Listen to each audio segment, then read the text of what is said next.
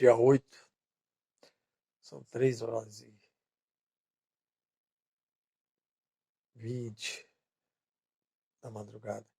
Deus já tem me despertado sempre, até na minha saúde foi mexido para me entender. Ele mandou várias vezes eu ler 3 a 1 Samuel, mandou ler 13 de Isaías, meditem lá. Mas fica aqui o recado, principalmente para nós que se dizemos cristãos. Eu falo nós, que eu me incluo também. Não é porque Deus usa a boca de alguém que esse alguém vai assim, ele vai passar também sem pagar preço, caso esteja enquadrado dentro da mensagem. Não sou profeta, não sou pregador de agenda, sou um pecador, impuro, imperfeito. Mas a mensagem vai ficar porque Deus mandou e eu vou falar e vou deixar gravado. Vai para o canal do YouTube, para ficar de testemunha. Igrejas, pastores, líderes. Quando fala pastores, é todo o cargo eclesiástico que foi inventado por aí. Pregadores de agenda, cristãos, igreja com seus usos e costumes, suas religiões, que botam regras, se baseando em alguns pontos da Bíblia isolado, achando que aquilo ali é regra de salvação. Jesus não morreu para nada disso, não. Jesus morreu para muito mais que isso. Jesus não morreu para você fazer comércio. Jesus não morreu para ficar pastores, presidentes, líderes, ganhando dinheiro, fortuna, se enriquecendo, viajando às custas de dinheiro de dízimo de igreja. Jesus não morreu para que tenham lideranças poderosas aí no nome do Evangelho. Jesus morreu para que líderes chamados, consagrados, separados para a palavra de Deus, separados para pregar o Evangelho, para dirigir um rebanho, para conduzir um rebanho, se candidate à política, se misture com o mundo do pecado, ande na roda dos escarnecedores. Jesus não morreu para criar um povo que só quer servir a Deus se receber algo em troca, no sentido de eu dou tanto para Deus me devolver tanto. Não. Igreja que todo culto vai lá, prega uma mensagem para arrecadar dízimo e oferta. Usa trechos da Bíblia, até lá do Velho Testamento. O Velho Testamento, para ele, nessas horas, tem um valor tremendo. Mas e o resto? O resto, não, mas era no Velho Testamento. O resto era no Velho Testamento. Agora é a época de Cristo, da graça. Mas quando se fala em dinheiro, o Velho Testamento tem poder para vocês. Jesus morreu na cruz para muito mais que isso. Porque tudo isso que vocês oferecem nas igrejas, que nós ouvimos, que é pregado, ofertado para o povo, e tudo isso que o povo busca também, na sua quase que totalidade, só vai na igreja atrás disso, que é bens da terra, cura, que nem antigamente buscava, cura, milagre, ficar rico, ganhar carro, ganhar cargo, ganhar poder dentro da igreja, fora da igreja, mandar e desmandar. Eu que sou. É cartaz daqui, cartaz dali, outdoor. Vem aqui que vai estar fulano, vai estar Bercano. Não vou citar nem os nomes, nem os cargos, porque são vários cargos. Mas isso é para todos nós. Mas ninguém apresenta Jesus Cristo. Ninguém apresenta o Evangelho da salvação. Ninguém apresenta as boas novas. E também o Evangelho do arrependimento. Não nos esqueçamos que num dado momento que Jesus pregava fortemente, eu não vou citar nem capítulos da Bíblia aqui, porque eu não vim aqui para ficar mostrando teologia para ninguém. Sou formado em teologia, mas cada um vai pesquisar. Porque agora Deus está falando principalmente para aqueles que já se dizem conhecedor. Então você sabe lá onde está escrito. Jesus fazia uma pregação, um sermão, os discípulos, e o povo começou a ir embora. Os discípulos chegaram e falaram: Mestre, tu está pregando duro, né? Tu está sendo pesado. Eu estou resumindo aqui com as minhas palavras, tá? O povo não está aguentando, está indo embora. Como quem diz, o senhor está batendo muito. Está dura essa palavra, está muito pesado. O que Jesus fez? Olhou para eles e falou: quer ir também junto com eles? Pode ir. Olhe bem. Quer ir com eles também? Pode ir. Agora nós vamos descobrir o que Jesus estava pregando. Os discípulos se voltaram para o mestre, uns deles ali, falou: mestre, para onde que nós vamos? Se só tu tem palavra de vida eterna. Então o que Jesus estava pregando ali? Vida eterna. Mas se o povo estava indo embora, poxa, ele está falando de vida eterna, o povo estava indo embora. Olha o mistério, irmãos. Ao contrário que as igrejas, os líderes querem pregar. Quando eu falo líderes, é todos. Não é líder só quem está na cabeça do comando, não. É tudo que é pregador aí. E agora está cheio de pregador de tudo, até molecada aí. Né? Umas horas estão nas esquinas das quebradas aí, das drogas, dos vícios, das prostituições e outras coisas mais. E de noite vira pregador de agenda. E com nome, e apoiado por pastores. Enquanto que muitos estão dentro da sua igreja, na igreja que eu frequento, de outros lugares aí, há anos ali quietinho, não dão oportunidade para ele levantar nem dar um glória. Olha para nós, para eles, como lixo, por uma falha, por um erro. E pega um monte de gente que saiu das esquinas das drogas, do pecado aí, e bota lá em cima e faz outdoor. E o cara prega, uma semana depois volta para as drogas, aí vai lá, busca ele de novo, depois já está lá no outdoor de novo. É esse tipo de gente que estão pondo para pregar para o povo. Quando Jesus falou, ok, vai, e eles voltaram e falaram, só tu tem palavra de vida eterna, Jesus falava sobre a vida eterna. Mas como que era o sermão? Para falar de vida eterna, você tem que falar o quê? Sobre arrependimento de pecado. É o que mais nós temos, pecado. Dizer que eu estou na igreja, não sou pecador. Hoje, para a igreja, para os ministérios, para as lideranças, para a hipocrisia, pecado é só adultério. Ah, mas está na Bíblia, não pode, então pode adulterar? Não. Vamos muito além. Só adultério. Se nós levar por esse ponto, Jesus falou assim: eu vou muito mais ainda do que a lei.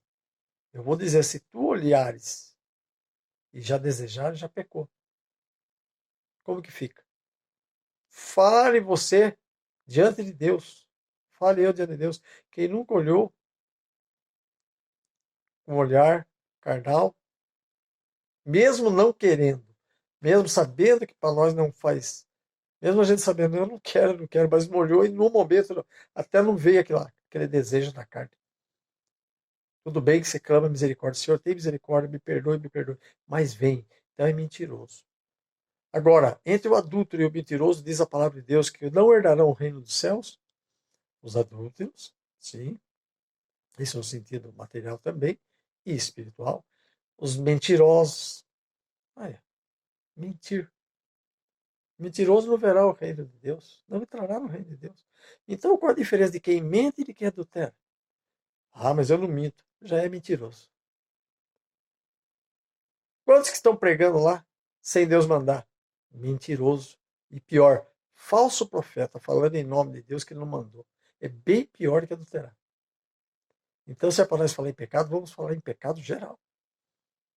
E a hipocrisia da igreja não pega isso. A maioria dos que estão em cima da igreja está em pecado já. Podem não ter caído no adultério da carne, mas está no adultério da palavra, está na mentira. Ganância é pecado, pecado mortal. Falando quando Deus mandou falar, abrir a boca quando Deus mandou abrir a boca. Jesus pregava a salvação, falava de arrependimento, falava duro, sabe por quê? Porque falava do que estava nos corações de cada um.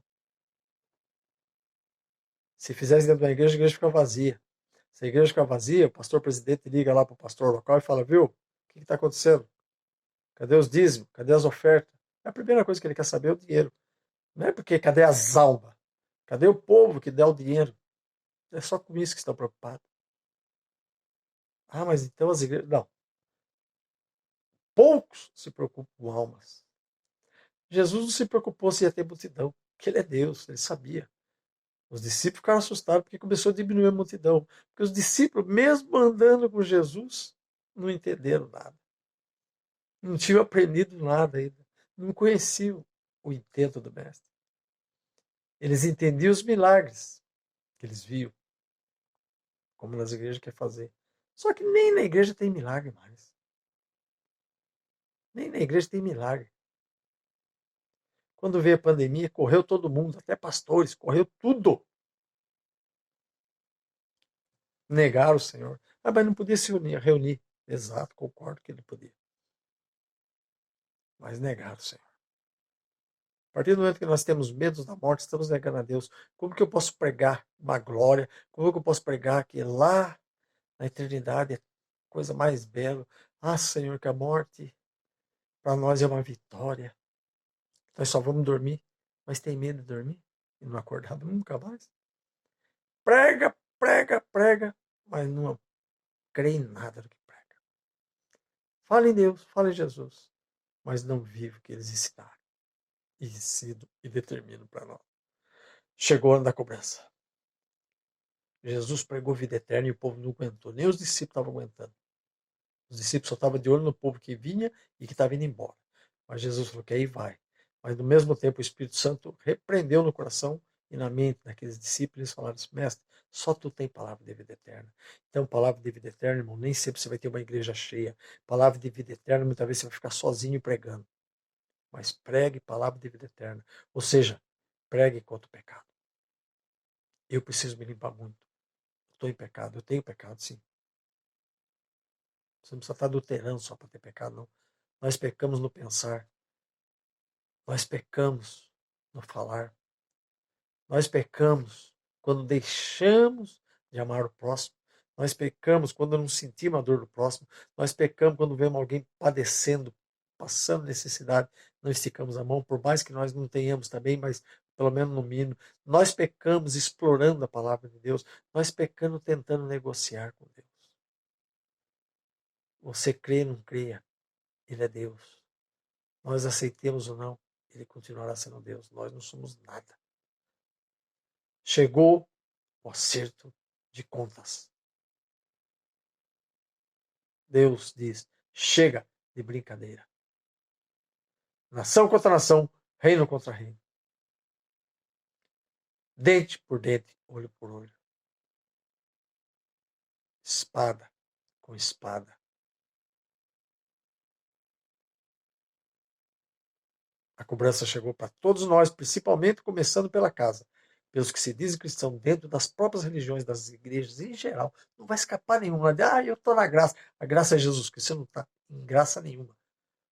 Você está na desgraça do mundo e da mentira das religiões. A graça é Jesus. Ele combateu duramente as religiões por não pregarem a verdade. Entenda bem, por não pregarem a verdade. Não porque ele é contra, porque não pregam a verdade. Usam, mas não pregam. Tiram benefícios próprios. E o mundo pela podridão. A política, esses pastores, esses líderes que se diz bancada evangélica, cada um vai pagar um preço para o Senhor. Vai ser cobrado, porque eles foram chamados para pastorear. E não me venha com a história de José. Deus fala bem assim: José do Egito não era candidato à política. José era um sonhador. E só teve um José na Bíblia, que foi governador. Porque era uma promessa de Deus de virar o cativeiro dele. Porque ele foi entregue, porque na inocência ele falava muito. Falava demais, contava. Ele sonhava, era jovem, quem sabe uma criança, e ela contava tudo que sonhava. E causou inveja em quem? Nos próprios irmãos. Entendeu a mensagem? Nos próprios irmãos. E quem vendeu ele para a morte? Os próprios irmãos. Os próprios irmãos. Então Deus tinha que dar essa vitória na vida dele. Chegou lá a ser morto. Foi tirado da cova, do buraco lá. Aí foi vendido. Os mercadores levaram. Chegou lá no palácio. Foi parar lá nas masmorras, numa cadeia, numa prisão. Após ser tentado, resistiu, foi preso. Ajudou os que estavam presos. Saíram e esqueceram dele. Até um dado momento, no tempo de Deus, manifestaram que ele era uma pessoa especial. E ali ele foi ganhando seus cargos, foi ganhando a confiança e se tornou um governador do palácio, daquele reino. E daí foi abençoar a sua família, que o entregou para a morte, menos o seu pai, que também foram enganados pelos próprios filhos. Entendeu? Então, muitas vezes somos vendidos pelos próprios irmãos. Isso seja na família, isso seja na fé, principalmente na fé. Mas tem no meio familiares por aí também muitos que fazem isso. Jesus foi crucificado pelos seus próprios seguidores. Foi. Quantos que estavam lá, que falaram, solta Barrabás e crucifica Jesus, que não alcançaram cura, que não ouviram as mensagens, que não viram os milagres dele? Quantos? Ano 2024, acerto de conta. Findaremos dezembro. Iniciando o acerto de conta. Se prepare, igreja. Se prepare ao povo. Se prepare, Brasil. Se prepare, mundo. Deus vai se levantar um dado momento. Ah, mas é o fim de tudo? Ainda não. É acertos de conta, juros, correções monetárias. No sentido espiritual. Primeiro vem vários acertos. Daí no final a sentença. A pandemia não foi suficiente esquecer. Se prepare. Se prepare, igreja. Agora Deus vai deixar as nações, como já está no meio político, não se entendendo. Nações significa países, cidades e as pessoas também. A Bíblia ela tem várias figuração, como se fala mar, se fala terras, se fala mundos.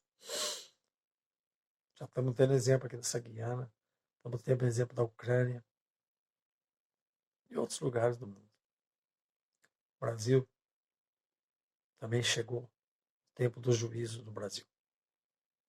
Igrejas, chegou o tempo de acerto das igrejas. Eu estou fazendo a minha parte que Deus pôs aqui no meu coração. Pelo menos seja feita a tua vontade, Senhor. Eterno Deus e Pai. Eis-me aqui, Senhor. Como tu chamaste a Samuel. Quem sou eu? Não estou aqui me comparando a Samuel. Não sou digno, Senhor. Sequer, se ele fosse vivo hoje, de limpar nem a sola do pé dele. Nem de servir como chinelo no pé de Samuel, que foi um ungido escolhido por ti. Mas tu não me despertou várias madrugadas para ficar de boca calada. Muitas vezes não podemos estar pregando mais nas igrejas, porque eles olham para nossas aparências, olham para nossa circunstância e para a nossa situação. Mas está gravado e vai ser anunciado ao mundo a tua palavra, Senhor. O teu edito. Que se faça segundo a tua vontade. Porém, eu te suplico, eu te rogo como pecador, como falho, como errante, reconhecendo que nada sou. Não sou nada. Não sou nada, nada. Se existe o nada, explorando esse nada, eu sou o nada do nada. Não sou ninguém. Mas eis-me aqui para fazer a tua vontade. Eis aqui. Sou um servo inútil, Senhor. Mas sem ti não sou ninguém. E contigo nada sou, porque tudo tu és. Porque tu és Deus, tu és soberano, tu és santo, tu és santo, tu és santo, tu és eterno. Nós sem ti nada somos. Tu continuas sendo Deus sem nós. Nunca deixará de ser. É o alfa, o ômega, o princípio e o fim. É o que está lá antes da existência de qualquer coisa, que está além após o término de tudo desta vida. Porque tu és eterno, tu és infinito e único. Não há outro e nunca haverá outro além de ti, Senhor. Tudo eu te suplico, na tua misericórdia, que tenha compaixão de todos nós. Que nos ajude, nos dê força para passar os vendavais, passar as tempestades, passar tudo que tivermos que passar. Mas que não venhamos a negar o teu nome. Não venha, permita que nós venhamos a negar o teu nome. Nos modela. Usa de misericórdia e de compaixão. Eu entrego isso aqui, Senhor, conforme tu me determinou. Em nome de Jesus Cristo, teu único e amado Filho. Santo também. Santo, santo. Que enviou a nós o teu Espírito Santo que me despertou nessa madrugada para gravar esse vídeo e deixar registrado como testemunha da tua palavra. Em nome de Jesus Cristo. E a todos que ouvi pacientemente, creia ou não, mas assistir esse vídeo. O grande amor de Deus, a graça de nosso Senhor, Salvador Jesus Cristo, e a direção as consolações do Espírito Santo estejam em cada coração para todos sempre. Amém, amém e amém.